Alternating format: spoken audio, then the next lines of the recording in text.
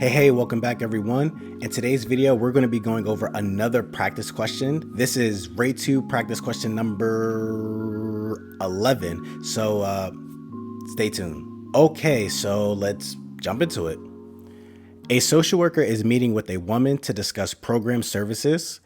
During the meeting with the client, she informs the social worker that her friend received therapy services from another social worker in the same agency, and a business relationship developed between the therapist and her friend.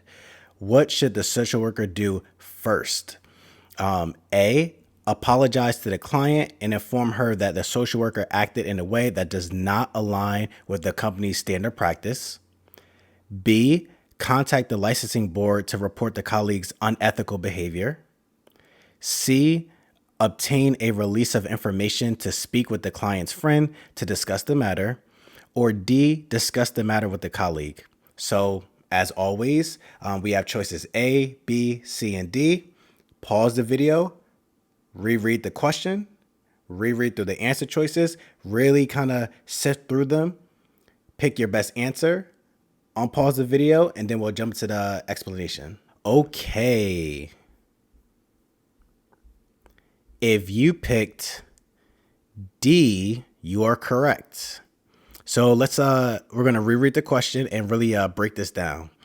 So again, a social worker is meeting with a woman to discuss program services. During the meeting with the client, she informs the social worker that her friend received therapy services from another social worker at the same agency, and a business relationship developed between the therapist and her friend. What should the social worker do first? So A, apologize to the client and inform her that the social worker acted in a way that does not align with the company's standard practice. That is incorrect. Why? This approach is confirming that what the client said is indeed true, when in reality, we don't know. Realistically, we may say something along the lines of, thank you for letting me know and I'll look into it. Because again, imagine that, right? You're in a room with the client and they say, hey, I just want to throw this out there. I have a friend that also receives services from another social worker, an employee at this agency here, and they developed a business relationship, right?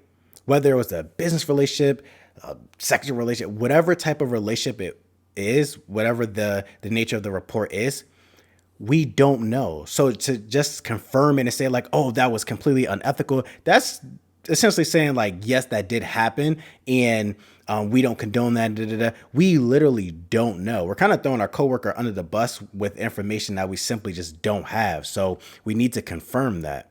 And jumping into B, contacting the licensing board to report the colleague's unethical behavior, that's also incorrect. Why?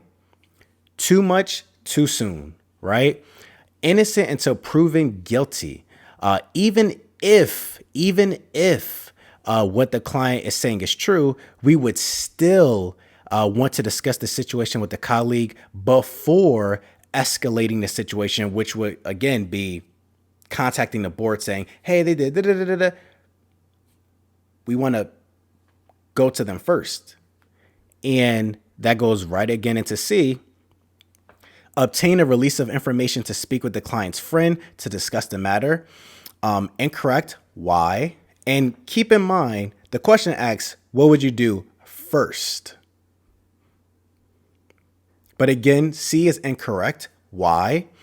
While speaking with the former client from the agency may occur at some point if the claim escalates, one, it's not the first thing we will want to do.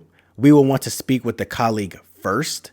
And two, the agency would realistically be involved first, right? So if it's happening at an agency, this gets reported. Realistically, the supervisors, managers, the higher ups, they're going to realistically know about it, right?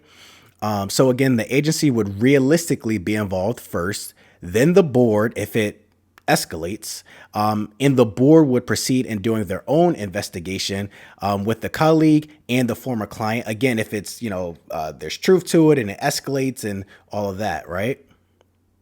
And that brings us down to D, discuss the matter with the colleague. Correct. Why?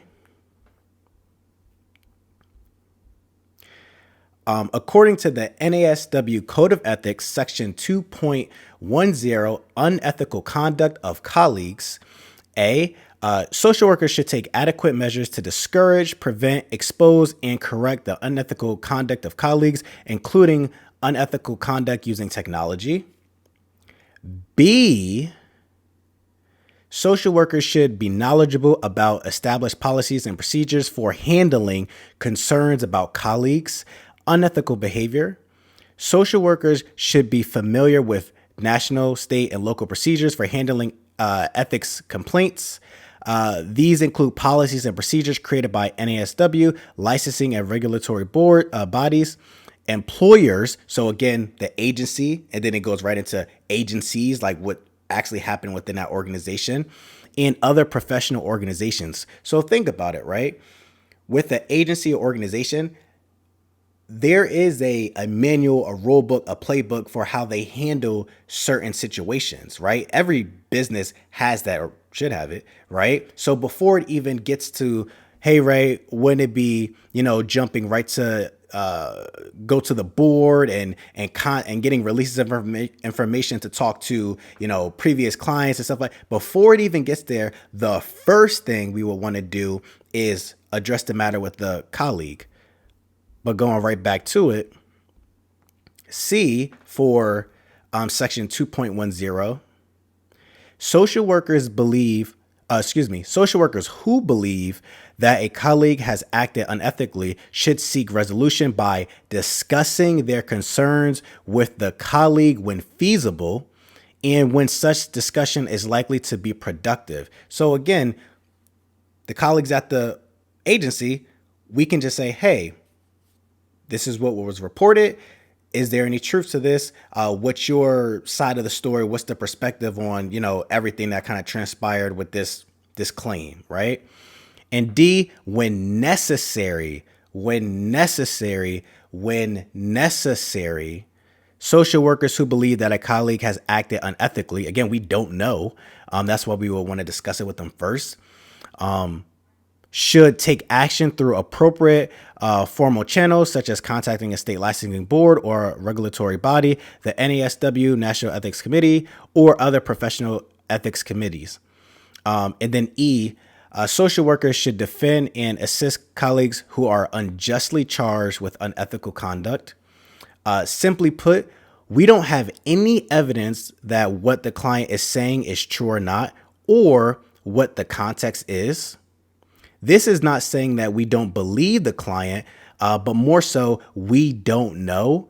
So we don't want to jump to any conclusions before discussing the matter with the colleague first. Also, the information is coming from a third party, meaning it's not the actual client saying it themselves.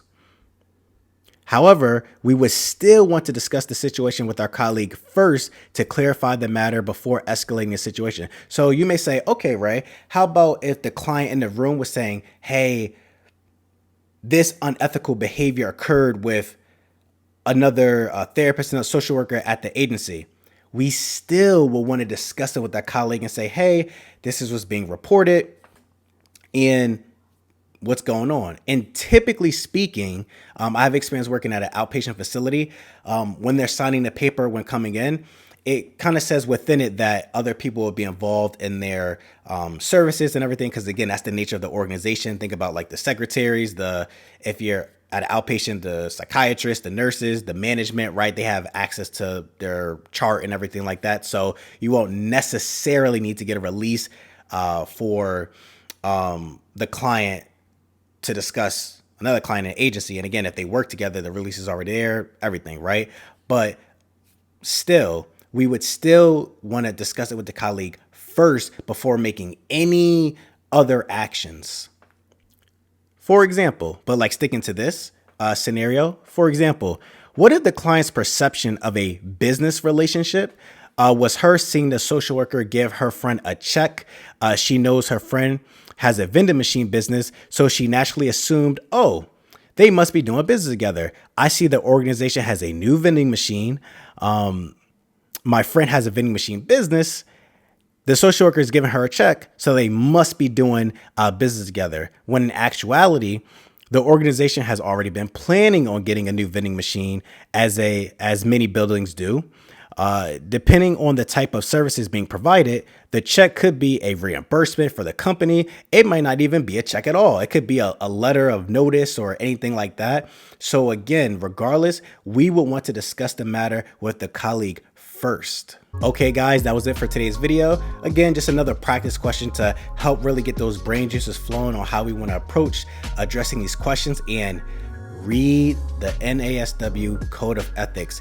It's our blueprint, our guide. It really helps guide our social work profession and how we should act and conduct ourselves as social work professionals. So definitely read it. I'm gonna put a link down in the description. And like always, you got this. You got this. Breathe. One practice question at a time. 2 practice questions a day helps keep the exam anxiety at bay. If you want to step it up to 3, 5, etc., we just want to make sure that while we're studying again the information piece of everything, like the theories and the code of ethics and human development, all of that, we want to make sure that we're actually doing practice questions as well. And again, 2 a day, not to overwhelm ourselves, and we can step up to 5, cool. But we want to make sure we're getting, those exam reps in, if you will. And then when we have more time, we can step it up and do, more practice exam questions. Let's say on a Saturday, we have more time. We could do we could do 50, we could do 80, whatever the case may be. But we want to make sure that we're doing practice exam questions as well, and we'll be in good shape. All right, guys, don't forget to like, comment, and subscribe, and share with a social work friend, because we don't want to be licensed by ourselves. And I'm going to catch you next video. Bye.